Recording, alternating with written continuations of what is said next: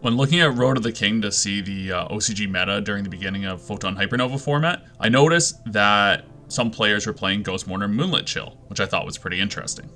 When deciding if Ghost Mourner Moonlit Chill is something that you should be playing in this upcoming format, I think the obvious comparison that comes up is between itself and the two other hand traps that do similar functions, namely Infinite Impermanence and Effect Veiler. What these three cards do have in common, though, is that they are all quick effect monster negates, and they all target the monster that they are trying to negate their effects, which means they all have the same weakness to if the monster later in the chain leaves the field or is flipped face down, you will not be able to negate the monster effect.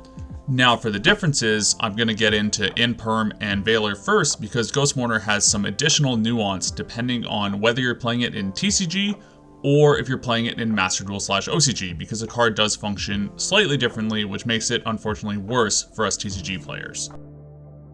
But let's go back to Effect Veiler for now. Veiler's a level 1 tuner, which isn't that great in the current meta because the only deck that cares about that is Sword Soul. Most decks only care about getting to Baron de Fleur, which a level 1 tuner isn't very helpful for. As well, Veiler can only be used during your opponent's main phase, so as a 6th draw when you're going second, it's not very good either. Lastly, Veiler cannot be used under something like Kashtira Riseheart or Dimension Shifter because it has to hit the graveyard for cost, unlike Infinite Impermanence or Ghost Mourner and Moonlit Chill. One thing I almost forgot about Veiler is that it's not once per turn, so you can use multiple of them if you draw them. Next, let's talk about Infinite Impermanence. So, Imperm's greatest strength is that it is not a monster effect, so that means that your opponent will not be able to activate Triple Tactics Talent or Triple Tactics Thrust after you use Imperm.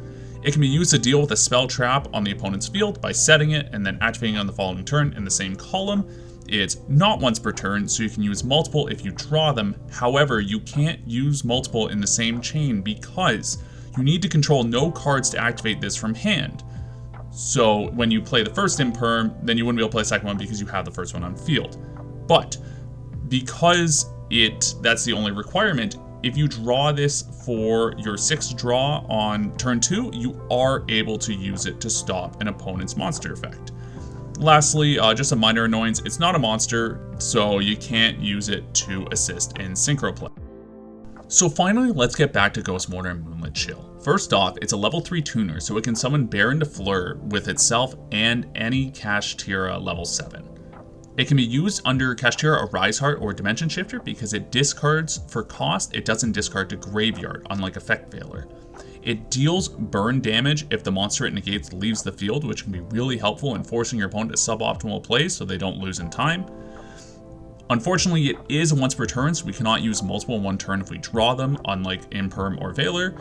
It has to be used responding to a special summon, so it won't help us very much against a normal summon monster, or you can't use it to really punish your opponent for using a special summon monster's effect because you have to do it on summons. You can't wait for them to activate the effect and pay costs.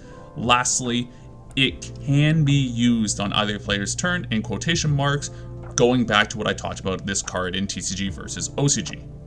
I'm going to play a quick clip from Master Duel, which works the same as OCG, to demonstrate how trigger effects in the hand work there compared to how they work here in the TCG.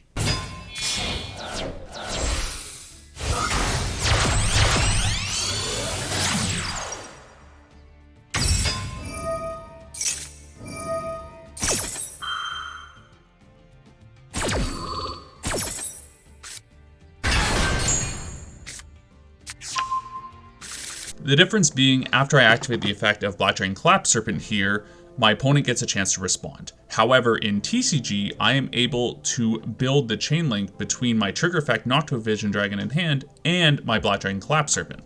Now let's look how that difference changes how this card works in TCG. So we're in a situation where we activate a monster effect, aka Kagari grabbing our engage back. Our opponent, let's just say, has a Havness. They have a way to get to Kitkallos. So, on the new chain, when Kitkallos is summoned, because we're turn player, we have to use our trigger effect first. So chain link 1 is Ghost Mourner and Moonlit Chill. Kitkallos is then chain link 2, and they still get to search or dump. So essentially, our Mourner, unless we remove the Kitkallos from the field, hasn't really done that much. Now that we've talked about all the nuance between the 3 hand traps, which one would I say is the best? Infinite Impermanence. It doesn't play into tactics or thrust. You can use them on either player's turn. I just think Imperm is a crazy card. If you're playing at a high level of play, it should be at minimum in your side deck. Next, I'd say Ghost Mourner has a bit more utility than Veiler this format. Being able to go into Baron with it is really cool, especially when it's a wind. Kashtira Unicorn's a wind, Baron's a wind, so like you're not screwed over by Gozen Match if you open that. Lastly, Veiler. Veiler's still good. It's really a toss-up if you play Veiler or Mourner. I wouldn't say you need to play all 9, but if you're playing a deck like Sprite, you probably want to main decking the Imperm and the Veiler or the Mourner, depending on your preferences. So that's all I have for this video. So if you liked this kind of concept or like the video in general, be sure to leave a like, leave a comment. I'd love to discuss this further with folks if you have any ideas, and be sure to subscribe. Thanks, and I'll see you in the next video.